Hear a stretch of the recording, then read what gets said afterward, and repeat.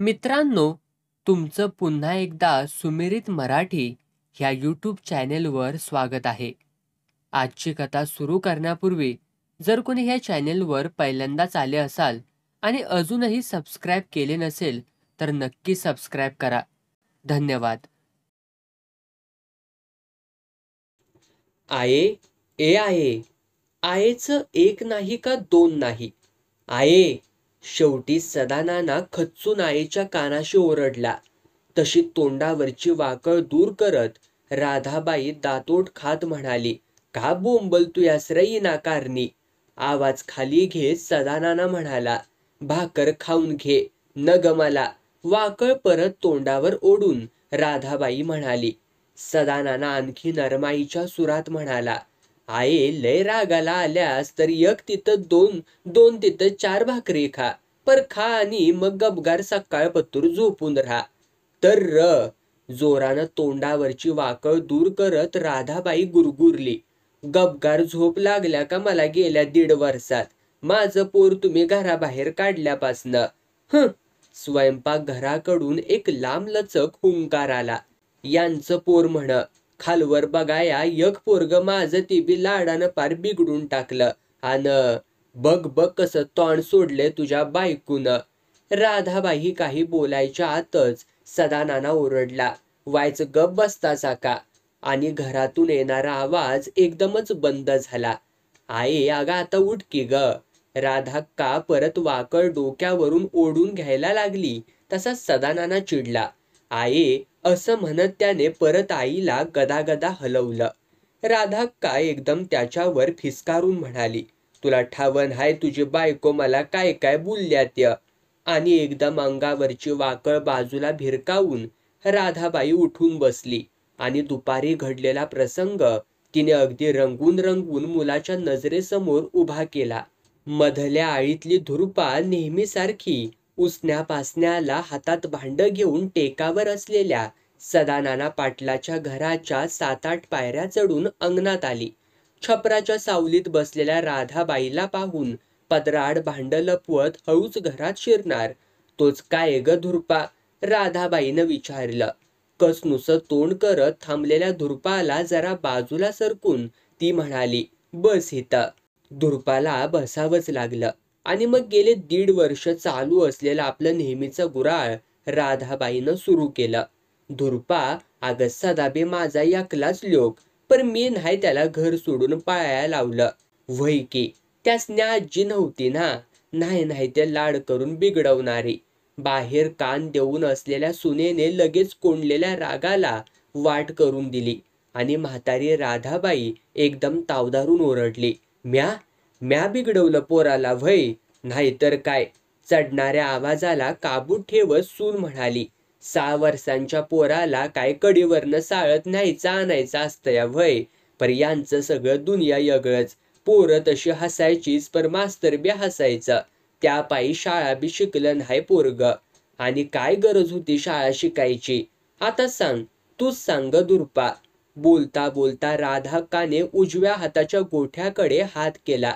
इकडं 4 म्हशी 4 साईला येती गाई आणि 4 बैला हायती आणि तकडं दूरवर शेताच्या दिशेने हात करत 20 एकर निस्ती पानस्थळ जमीन हाय. आणि मज 10वी पतूर पोरग शिकलंयच की. पर 10वीची परीक्षाच लय कठीण असत्या, त्याला त्यो तरी काय करायचा. वय स्वयंपाक घरातून आवाज आला. 10वी पतूर शिकलं नाही तर काय करील. पाटलाचं पोरग म्हणताना गपगुमानवर चढवीत नेलं मास्तरानं आणि मग बसलं ऋतून ततच 4 वरीस. त्याला चोरून पैसे द्यायचं. जत्रेला तमाशाला गावोगाव जाऊ द्यायचं. म्या चोरून पैसे द्यायची व्हय ग. म्हातारी एकदम उसळूनच म्हणाली, आता तूच सांग धुरपा. नाही. म्हातारी अगदी अंगावरच आली तेव्हा अंग चोरत धुरपा हलक्या आवाजात म्हणाली, आता तुमचाच की समजा एवढा बारदाना हाय. बोलताना आपला आवाज आत घरात जाऊ नये याची ही काळजी धुरपा घेत होती. कारण सगळ्या गावाला धाकात ठेवणाऱ्या पाटलावर वचक असणाऱ्या राधाबाईला खुश करणं गरजेचंच होतं. तसंच केव्हाही उसण्या पासण्याला आलं तरी मोकळ्या हातानं परत न पाठवणाऱ्या पाटलीनेलाही दुखवून चालणार नव्हतं. मग सरळ म्या जातो असं म्हणत भांड रिकामच घेऊन पायऱ्या उतरून दुर्पा आपल्या घराकडं पळाली. सदा पाटलाचा एकुलता एक मुलगा आनंदा 1.5 वर्षापूर्वी घरातून निघून गेला. तेव्हापासून सुरू असलेल्या सासवा सुनेच्या भांडणात साक्षीदार म्हणून हजर राहायला कुणीच तयार नसायचं. तरीही आनंदा घरातून का पळाला हे सगळ्या गावाला कळलं होतं. 4 डुबक्या खाऊनही पोरग 10वीच्या गाळातून बाहेर निघेच ना. तेव्हा वैतागलेल्या पाटलाने एक दिवस त्याला फरमावलं, आता तुमची पुस्तकं वह्या काय असेल त्या गावाच्या वड्यामध्ये सोडून या आणि उद्या दिस उजडायला गाडी जुंपून शेताच्या वाटला गपगुमान लागा. हा, आणि दिस उजडायलाच कुठं धाडतूस पोराला, जाईल जरा दमानं. आये तू आता काय बोलायचं नाही, मला जरा त्याला वळणावरती आणून दे. खरं म्हणजे पाटलाला आईवरती अजूनही खूप राग काढायचा होता. पण आई पुढे सदा दबून राहायची सवय असल्यामुळे नेहमीसारखा आईचा राग बायकोवर काढीत पाटील ओरडले, ऐकलं का? पाट पाट जरा लवकर उठवा लाडक्या लेकाला आणि चहा न्याहारी उरकून जाऊ द्या पोटा पाण्याचं बघायला.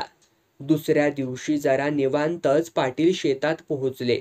मळ्यात वस्ती करून राहिलेल्या भिकू साठ्याला आनंदावरती कोणती कामं सोपवायची हे पाटलांनी आधीच समजावून सांगितलं होतं. गव्हाच्या शेतात भांगलन करून घ्यायला आनंदाला सांगितलं होतं. म्हणून पाटील तिकडे वळले. हातात खुरपं विळा घेतलेले मजूर भांगलन करायचं सोडून बांधावरती उभ्या राहिलेल्या आनंदाकडेच बघत होते. हातवारे करून बोलणाऱ्या आनंदाचं बोलणं ऐकून पालथे पडून पडून हसत होते. तेवढ्यात दुरून येणाऱ्या पाटलाकडं भिकू साठ्याचं लक्ष गेलं आणि तो ओरडला, हे पाटील यायला लागल्या ती, पाटील यायला लागल्या ती. मग मात्र धडपडत सगळे कामाला लागले. पाग भुईला डोकं टेकस्तवर एवढं कशाचा हसू येतंय र तुम्हा समद्यासनी. दुपारच्या जेवणाच्या सुट्टीत घास घेता घेता पाटलांनी भिकूला विचारलं. तसं काय नाही, जरा दबकं जरा चाचरतच भिकू म्हणाला. आपला अंदा बाबा वाईच तमाशातल्या गमती सांगत होत. सांगता सांगता भिकूला मध्येच हसू फुटलं.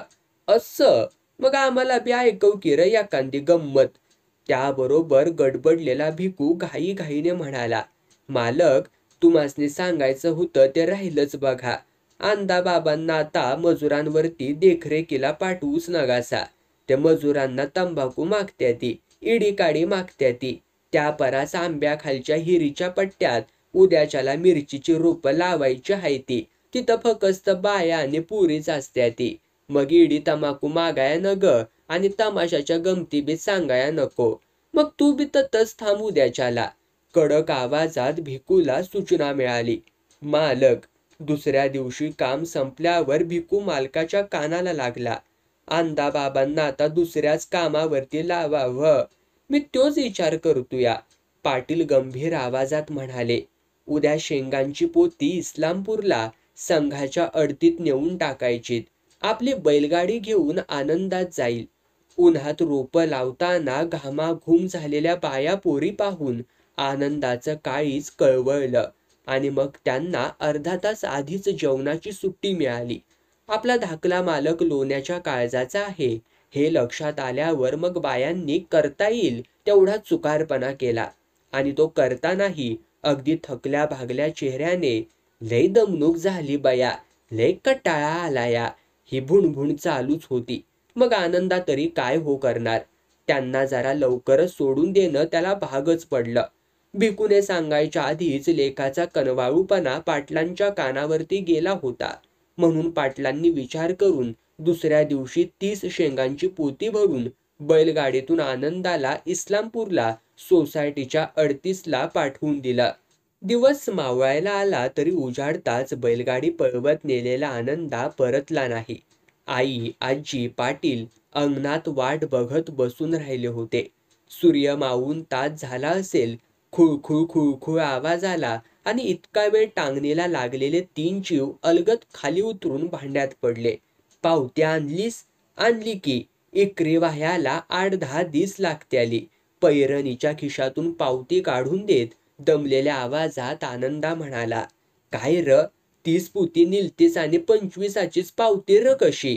मग हात खर्चाला योग पैसा तरी दिला होता कारण मला 3-4 टायमाचा चहा, जेवण, नाश्ता आणि मला कापडं बी घ्यायची होती तर की 5 पोती एका व्यापाऱ्याला इकली तर त्याचं 700 आणि वर 50 रुपये आलं तर माझं पायतान बी फाटाया आलतं. ते घेऊन टाकलं आणि वरती सटरू पुटरू काय काय ते जाऊन एवढं उरलं बघा. बापा पुढे 10च्या 3-4 नोटा धरल्या आणि त्याचे पार खोबनीत गेलेले डोळे बघायला नको म्हणून आनंदात डोळे विस्फारून ऐकणाऱ्या आईच्या अंगावरतीच खेकसला. जेवणाचं बघ की ग जरा लवकर. तर काय, राधा ही सुनेवरती घसरली. खोयावाने बघतच बसल्या, पोरग भुक्याला असेल कावाचं. दुसऱ्या दिवशी सूर्य पार डोक्यावरती आला तरी आनंदात झोपूनच होता. तिघांच्यात मग आता काय करायचं यावर चर्चा सुरू झाली. त्याचं लगीन करून टाकू म्हणजे आपसूक सरळ येईल. राधाबाईने सुचवलं. तेच करूया, सगुना म्हणाली. तुम्ही सवता रोज संगट शेतावरती घेऊन जात जावा आणि दोघं संगच घरला येत जावा. शेतीचं काम त्याला शिकवा. पाटलाला ते पटलं. राधाबाई नुसतीच तोंड आवळून बसली होती. ते बघून पाटील म्हणाले, आये त्याला एक छदांबी द्यायचा नाही बघ. दुसऱ्या दिवसापासून आनंदाचा नवीन दिनक्रम सुरू झाला. बळी द्यायला चालवलेल्या बकऱ्यासारखं बापा मागून जायचं. हितह्य पेरायचं, हितह्य नांगर घालायचा, तिथलं ताण काढायचं, हितह्य खत तिकडं ते खत, हे ऐकत राहायचं. चिमूटभर तंबाखू तोंडात टाकणं देखील जमायचं नाही. विडी ओढणं तर दूरच राहिलं हो. दोस्त मंडळी लांबून बघायचे आणि हसायचे. याचा शेवट अखेर बापलेकाच्या खडाजंगीतच झाला. आपण शाप शेतात जाणार नाही, आनंदाने घसा खरवडून सांगितलं. दुसऱ्या दिवशी सावकाश उठला. सावकाश चहा पिऊन जेवून घराबाहेर पडला. रात्रीचा घरी आला, जेवला आणि मुस्कटून झोपून गेला. 3-4 दिवस झाले हाच दिनक्रम चालू होता. कोणी एका शब्दाने त्याला काही विचारलं नाही. पाटील मात्र यावरती रामबाण तोडगा म्हणून त्याच्यासाठी नवरी बघायला लागले. पण आज आकाशात बाजलं पार माथ्यावरती आलं तरी आनंदा घरी आलाच नाही. तरी सगळे शांत बसले. येईल आपणच असं म्हणत राहिले. आजी बडबडत होती. आई आतल्या आत धुमसत होती. 3-4 दिवस गेले मग मात्र पाटील घाबरले. भाऊबंदाकडे पाहुण्यांकडे माणसं पाठवली. तालुक्याला जाऊन पोलीस चौकीमध्ये तक्रार नोंदवून आले. पोराचं असं निघून जाणं सगुना मुकाट अश्रू ढाळून सोसत होती. पाटील वरवर तरी आपल्याला परवा नाही असंच दाखवत होते. राधाबाई मात्र बोलून बोलून नवरा बायकोचं भुसकाडच पाडत होती. आत्ताही सासू सुनांचं भांडण रंगवून सांगता सांगता राधाबाईंच्या तोंडाला फेस आला आणि ती थोडा वेळ थांबली. त्याबरोबर दोन्ही हातात डोकं गच्च धरून नाईलाजाने सगळं ऐकत बसलेले पाटील एकदम म्हणाले, आई अगं तुझा नातू घावलाय. म्हातारी एकदम जागचीच हल्ली. काय काय म्हणलास? विश्वास न बसून तिने कापऱ्या आवाजात विचारलं. बाहेर कान लावून बसलेली सगुनाही पळत धडपडत बाहेर आली. वय वय तुझा नातू घावलाय ग. अरे मग त्याला घेऊन ये किरण निसताच. आणाया माणूस बी धाडलाय. पर आता आणि पर कशाचं लावतोयास? नाही म्हणजे त्याचं काय हाय बघ. पाटलाचं घुटमळत बोलणं न आवडून आता सगुनाही खेकसली. बोला किंवा धाडकन गुळूमुळू काय करताय साव? त्यावर बायकोवरती नजर रोखून पाटील एका दमात बोलून गेले. तो काही ऐकला येणार नाही. मग दोघी एकदमच ओरडल्या. आमच्या बी नातवाला संकटच आणणार हाय. आमच्या नातवाला? सगुनाने गोंधळून विचारलं. व्हय व्हय तुझा माझा नातू आणि हिचा पंतू. आईची खुललेली कळी बघायला पाटलाने आईकडे बघितलं तर राधाबाई एकदम ताड झालेली. आंद्याचं लगीन झालं आणि मला न विचारता, मला पोरगी न दावताच? ते असू द्या. सगुना उतावीळपणे मध्येच म्हणाली. आंदा कसा हाय, कुठं हाय आणि इतकं दिस कसं समद पोटात ठेवलंसा तुम्ही? तिला हाताच्या फटकाऱ्याने गप्प बसवत राधाबाईने विचारलं. पोरगी कुणाची हाय? 96 कुळीची तरी हाय का? बायकोकडे बघत मान ताट ठेवून खणखणीत आवाजात पाटील म्हणाले. पोरगी लमाण्याची हाय. काय? किंचाळत राधाबाईने थडा थडा कपाळ बडवायला सुरुवात केली. सगुणा अंगातली शक्ती गेल्यासारखीच नुसतीच टकामका नवऱ्याकडे बघत राहिली. पाटील उठायच्याच तयारीत होते. आलूच असं म्हणत ते भराभरा पायऱ्या उतरून गेलेही. 5-10 मिनिटं ही अशीच गेली. पावलांचा जराही आवाज न होऊ देता सदानाना सगळ्यात वरच्या पायरीवरती येऊन उभे राहिले. सासवासुना आता नुसत्याच एकमेकींकडे बघत होत्या. मग काय ठरवलंस? वरच्या पायरीवरती उभं राहूनच सदानानाने विचारलं. माणूस पाठवायचा का आणायला? एक डावच काय ते सांगा बघा. आता आणि काय सांगायचं? आपलं पोरग टाकून द्यायचं असतंय व्हय. गळा भरून आल्याने सगुणाला पुढे बोलताच येईना. परतीला मानेन मातूर हित येता कामान हाय. फकस्त द्या आणि त्याचं पोर दोघच हित येत्याली. राधाबाईने बजावलं. आली तर ती ग, नाही तर कुणीच नाही. पाटलांचा ठणठणीत आवाज. आता बडबड बास. सगुनेनं ही नवऱ्याच्या बरोबरीने आवाज चढवत बजावलं. गोमान जायचं आणि तिघासने बी घेऊन यायचं. मध्यरात्र उलटून गेली होती. सगळीकडे कसं चिडी चुप्प झालं होतं. क्वचित गुरांच्या गळ्यातल्या घंटांचा आवाज तेवढा येत होता. गोठ्या शेजारच्या छपरात झोपलेल्या नेवऱ्या जोर जोरात घोरत होता आणि अचानक त्याच्या पायथ्याला झोपलेला खंड्या कान टवकारून उभा राहिला. दुसऱ्याच क्षणाला जोर जोरात भुंकायला लागला. एकाच क्षणात वरच्या पायरीवर आलेल्या तिघांनाही त्यानं गाठलं. चुप र. एक जोराचा धपाटा खंड्याच्या पाठीत घालत त्यातला एक जण म्हणाला. चवताळून आलेला खंड्या मऊपणाने धपाटा घालणाऱ्याचे पाय हुंगत राहिला. थोड्याच वेळात दारावरती जोराची थाप पडली. थापेबरोबर आवाजही आला. पाटील, दार उघडा. झोपेतून जागा झालेला नेवऱ्याही 2-3 उड्यामध्ये तिथे आला. चंद्राच्या मंद प्रकाशात गडद लाल हिरव्या कपड्यातली कुणी व्यक्ती पोटाशी गच्च आवून धरलेलं लहानसं गाठोडं आणि त्या गाठोड्यातून बाहेर येणारा अगदी बारीक असा आवाज. नेवऱ्याने आवाजला तेवढ्यात त्याच्या पाठीमध्ये रपकन एक धपाटा बसला. काय र नेवऱ्या? हा, धाकलं मालक तुम्ही? धाकलं मालक काही उत्तर द्यायच्या आतच दरवाजा उघडला गेला. कोण हाय? पाटलाचा दमदार आवाज. चला रात. हातातला जाडजूड सोटा दणकन आपटत शिवराम हवालदाराने हुकूम सोडला आणि पाटलांना म्हणाला. लोक सून आणि नातू आल्या ती. पाटलांमागे दडून हळूच वाकून पाहणारी सगुणा झटकन पुढे आली. अंगणातल्या मंद दिव्याच्या उजेडात लाल रंगाचा घागरा, हिरवी चोळी, डोक्यावरती पिवळ्या रंगाची ओढणी, दोन्ही कानशिलांवरून थेट खांद्यापर्यंत टेकलेल्या घंटीच्या आकाराचे चांदीच्या घुंगरांचे लहान लहान गुच्छ, गळ्यात मोठमोठ्या मण्यांची माळ, मनगटापासून कोपरापर्यंत हस्तिदंती बांगड्यांची माळ असलेले हात दिसले आणि त्या दोन्ही हातांनी पोटाशी सांभाळून धरलेलं गाठोडं कुणकुणणारं. सगुणा भानावरती आली. पुढे होऊन अलगद ते गाठोडं हातात घेत असतानाच परत घाईघाईने गाठोडं सुनेच्या हातात देऊन ती आत पळाली. भाकरीचा तुकडा घेऊन येईतोपर्यंत आनंदा घरात देखील शिरला. सुनेवरून नातवावरून तुकडा ओवाळून दूर फेकून येईतोपर्यंत आनंदा आजीला घेऊन आला होता आणि आवाज चढवून राधाबाई म्हणत होती. आंद्या, मी तोंड बघणार नाही हिचं. नका बघूसा, सगुणा म्हणाली. आणि तुम्ही चला रात. आदुगर देवाला जाऊन नमस्कार करा. बाळाला घेतलेल्या सगुने मागोमाग सगळेच घरात आले. हा कोण र? भिंतीला टेकून डोळे मिटून बसलेल्या हवालदाराकडे बघत राधाबाईने विचारलं. हवालदार जरा नीट बसत म्हणाला. मला ओळखलं नाही व्हय? मीच की ठाव ठिकाणा शोधून काढला तुमच्या नातवाचा आणि समद्यासने घेऊन आलोया हिथं. अंतिगत काळी कशापायी आणल्या हिथं. रागाने वेडा वाकडा झालेला तिचा चेहरा पाहून हवालदार म्हणाला. आजी, ती नसती आणली तर तुमचा लोक बी नसता आला बघा. भिकू माझ्या गावी पाटलांचा सांगावा घेऊन आला आणि मी आनंदाला धुंडाळायला थेट कोकणापर्यंत गेलो. तिथं नदीवरती पूल बांधायचं काम चाललं होतं. तिथंच आनंदा कामाला होता. लमानाची 4-5 घरं वस्ती करून कामासाठी राहिली होती. तुमचा नातू त्यांच्या पोरीवर बकुळीवरती भाळला आणि तिथंच राहिला. अंगावरती शेकतय म्हणताना पळायला बघत होता.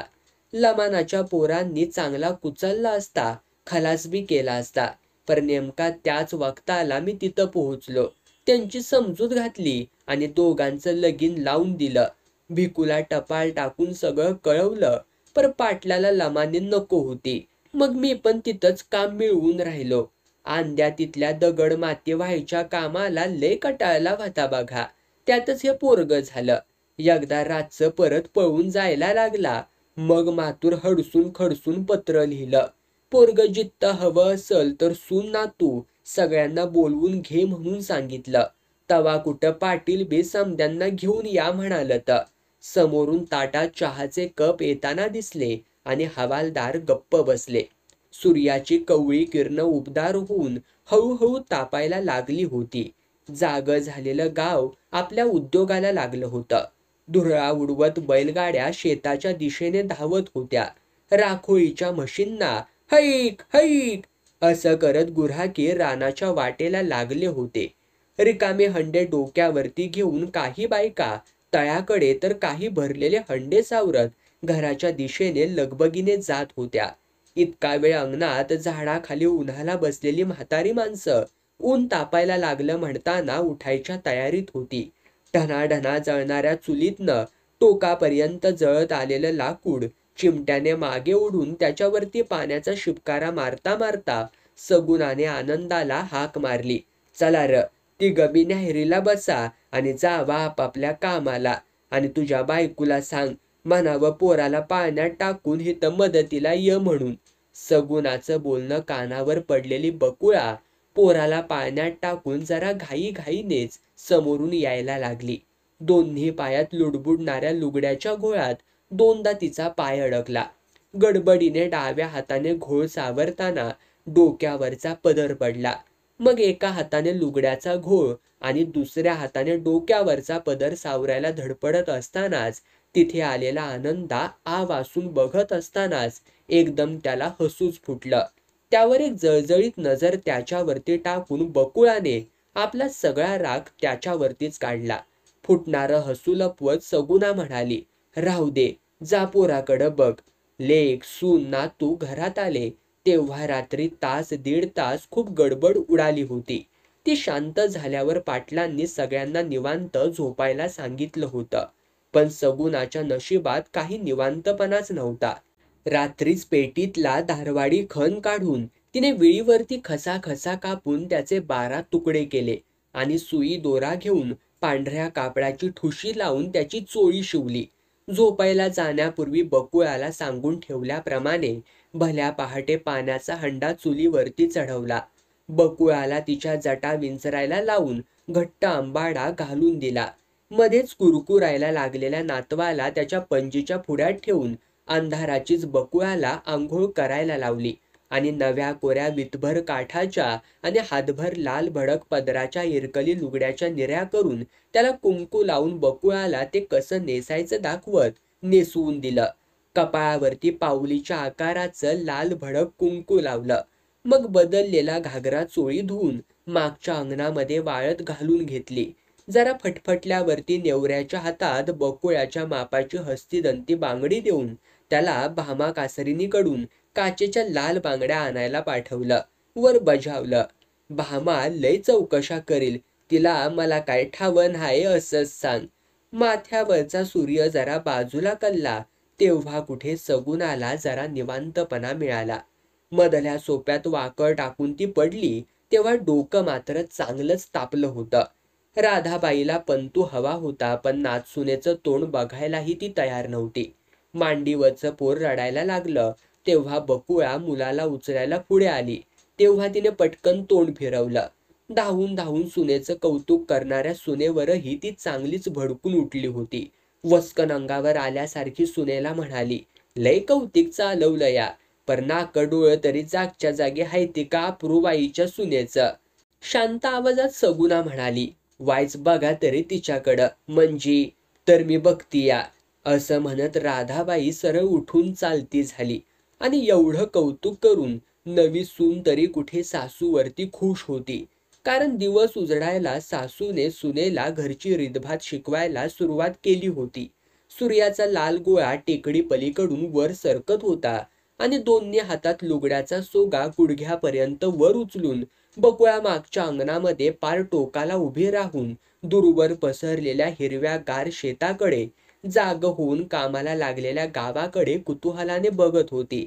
आणि एक कडक आवाज आला, असं पुढल्या मागल्या अंगणात उगाच यायचं न्हाय आणि अदुगर तो लुगड्याचा घोळ खाली सोड.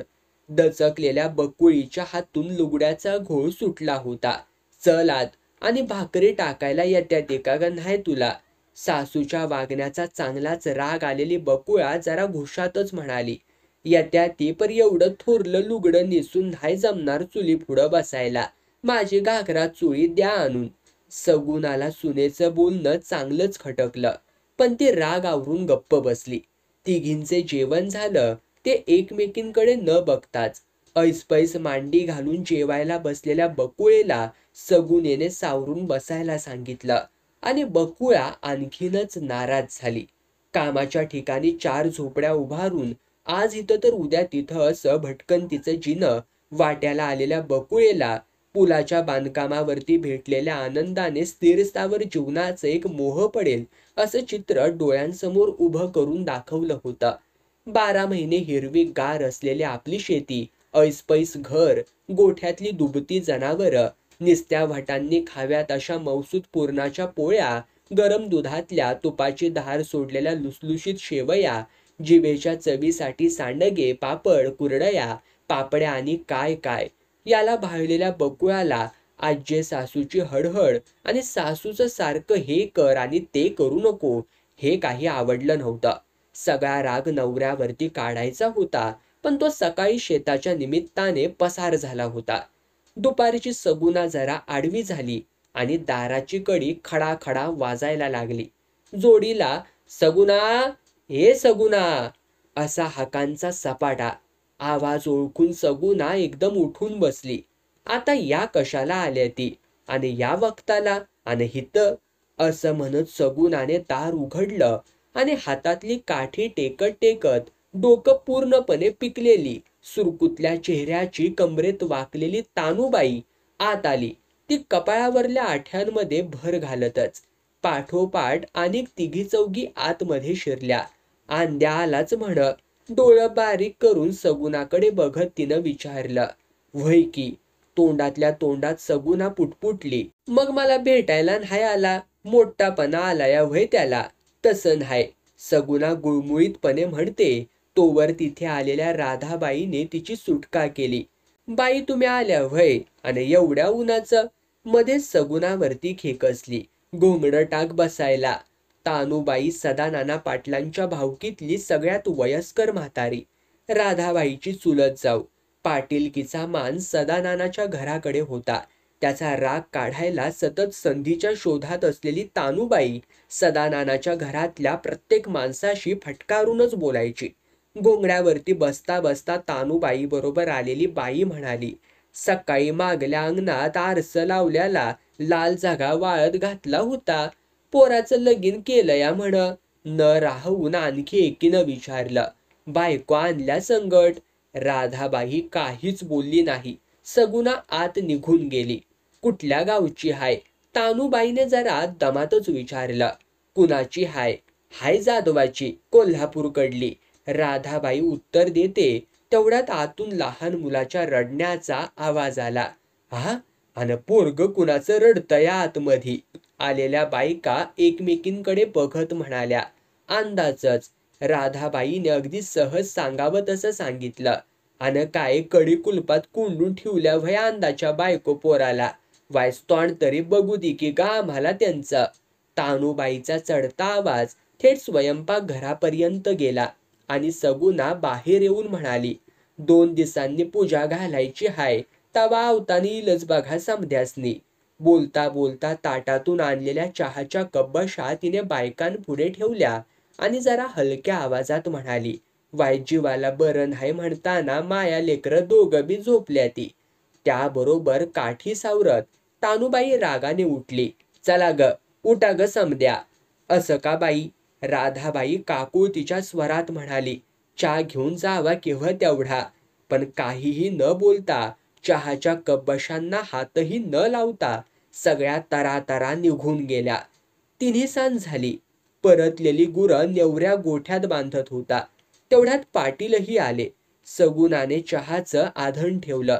तानू आत्ती येऊन गेल्या हे पाटलाला सांगायला सगुणाने 2 वेळा तोंड उघडलं आणि तसंच मिटून देखील घेतलं.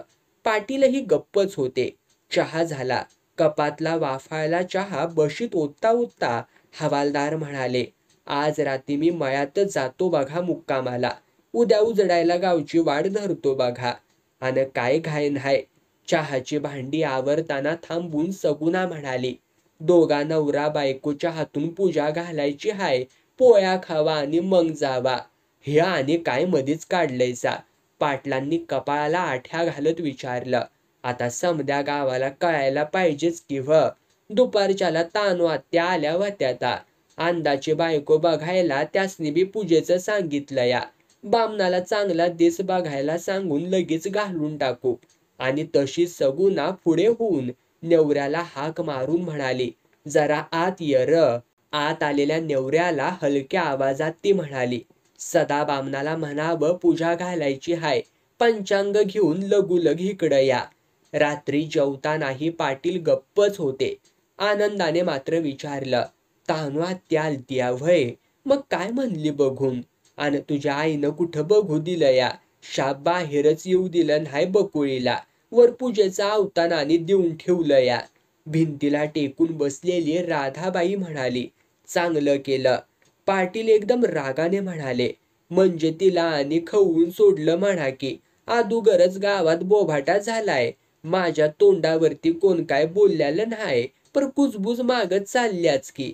मला बी लोक आडवळणानं विचारत होतत. डोळ्याच्या कोपऱ्यातून आनंदाकडे बघत हवालदार म्हणाले. ते लक्षात येऊन आनंदा एकदम चिडून म्हणाला, त्यासने म्हणावं मोहर येऊन विचारा की काय विचारायचं आहे त्या. मग मी बी सांगतो त्यासने काय सांगायचं आहे त्या. तू गब्बस. सगुणा त्याला दटावत म्हणाली, तू काय बी सांगाया नग. पूजे दिवशी कळतयाच की समद्यासनी. आणि तो विषय तिथेच थांबला. दुसऱ्या दिवशी 2 प्रहरी सगुणा नेवऱ्याकडून पेवातले गहू काढून घेत असतानाच आवाज आला, पाटलीनबाई मी आलूया. सदाबामन. सगुणाच्या सांगण्यावरून नेवऱ्याने अंगणातच भिंतीला टेकून पाट मांडला. पाटावरती बसून पंचांगाची पानं चाळत भटजींनी विचारलं, कसलं कार्य काढलंय म्हणायचं? पूजा घालायची हाय. चांगला आणि जवळचा दिस सांगा. सगुणाच्या बोलण्यावर भटजींनी भराभरा पंचांगांची पानं चाळली. डोळे मिटून थोडा वेळ बोटं मोजली. येता गुरुवार चांगला आहे पूजेसाठी. आज सोमवार म्हणजे मंगळवार बुधवार 2 दिवस तयारीला मिळत्याली. मग बिस्तरवारचं नक्की करा. सकाळी लवकर या. सामान समजा आणून ठेवतो बघा. सगुणाने दिलेले मापटभर तांदूळ नारळ नीट उपरण्यात बांधून पाठीवरती टाकत सहज विचारावं असं सदाभटाने विचारलं, पण अशी मध्येच पूजा काढल्याचा? सकाळी या लवकर तवा समजलच की तुम्हासनी. सगुणा जरा ठसक्यात म्हणाली आणि बरोबर असं म्हणत भटजी तिथून सटकलाच. 2 दिवसात सगळी तयारी करायची म्हणून सगुणाची खूपच तारांबळ उडाली. सगळी भावकी, बाकीचे पै पाहुणे आणि पाटलाची रयत म्हणजे सगळं गावच जेवायला बोलवायचं होतं.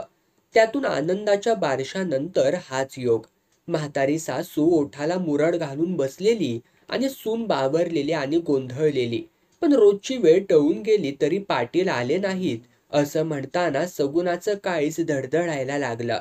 पण तेवढ्यात आनंद आलाच. एकलाच आलास र?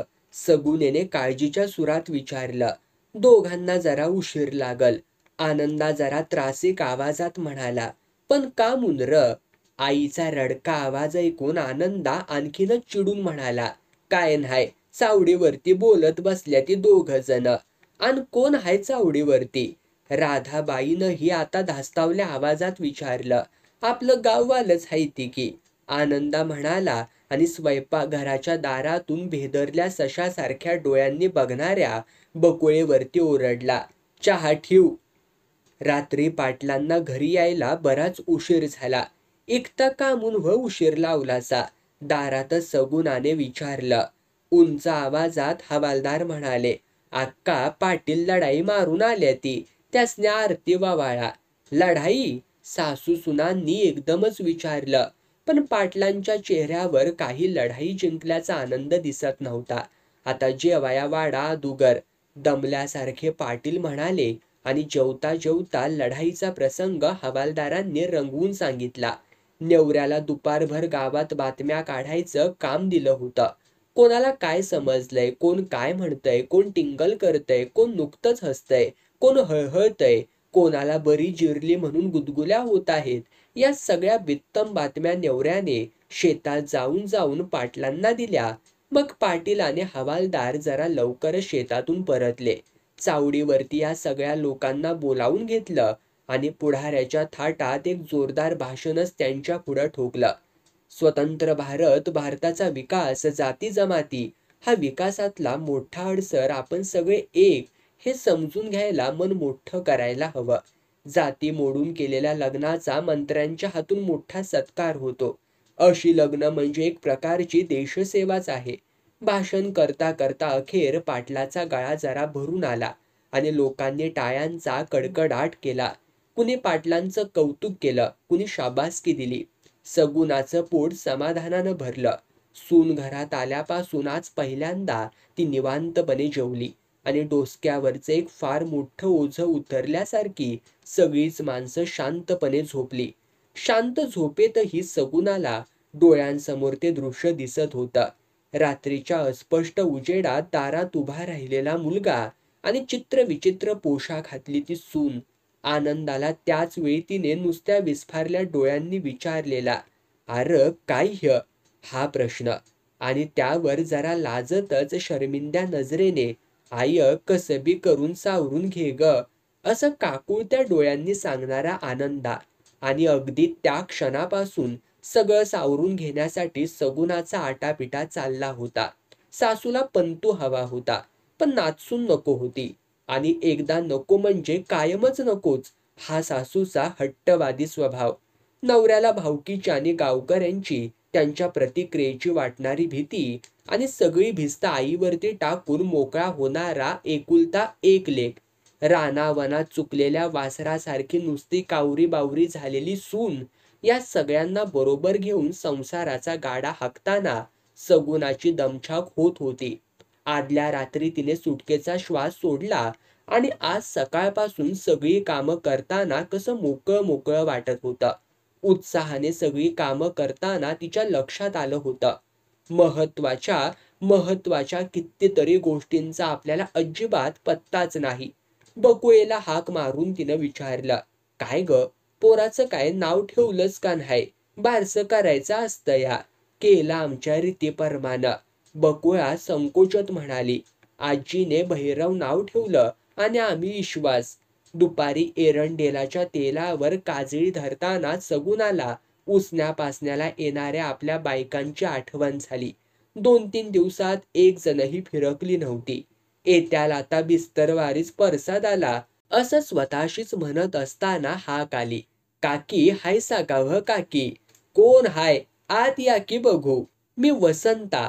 वसंता, तानुबाईचा नातू, दारात तसाच उभा राहिला. "वसंता व्हय," बाहेर येत सगुणा म्हणाली. "सोसायटीचा सेक्रेटरी झाल्यापासनं लय बदललास र बाबा तू." काकीच्या बोलण्याकडे दुर्लक्ष करून वसंता जरा गुरमीतच म्हणाला, "आज सांच्याला सगळे भावके आमच्या घरी जमणार हाय, तवा तुम्ही बी समद्यांनी यायचं हाय. सदा काकाला सांगा आनंदाला घेऊन याचं म्हणावं." "अन कशाला भावकी जमत्या र?" सगुणाचा जरा घाबरा आवाज. "ते कळल तिथं आल्यावरच."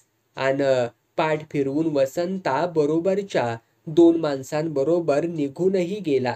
"शेतात जाऊन त्यासनी सांगावा दे जा, हिथं नाही कोण रिकामच सांगावा द्यायला." पाठमोऱ्या वसंताला ऐकू जाईल एवढ्या मोठ्या आवाजात ओरडून सांगून सगुणाही आत गेली. सगुणा 2-3दा येऊन मावळतीला झुकलेल्या सूर्याकडे पाहून गेली. छपरात बसलेली राधाबाई नाकात तपकीर कोंबत म्हणाली, "आता 3-3दा काय बघत्यास ग सुरव्याकडं?" जरा घुटमळतच सगुणाने उत्तर दिलं, "थोरल्या घरी हरिभाऊच्यात भावकी जमणार हाय, नेवऱ्याला तिकडं पाठवावं म्हणत्या म्या." "आणि कशाला जमत्या भावकी म्हणायची? राधाबाई सुनेवरच उखडली. आता मला तरी काय ठावं व्ह? ऐकलं आणि राधाबाई एकदम उठली. हातातली तपकिरीची डबी लुगड्यावरती पालथी झाली. 2 बोटांच्या टिचकीने ती उडवतच पायऱ्यांकडे जात राधाबाईने सांगितलं, डब्बी उचलून ठेव आणि नवऱ्या आला की लगेच माझ्या मागं धाड. पर आता तुम्ही आणि कशाला व्ह? गुमान बस. असं म्हणत राधाबाई पायऱ्या उतरायला लागली.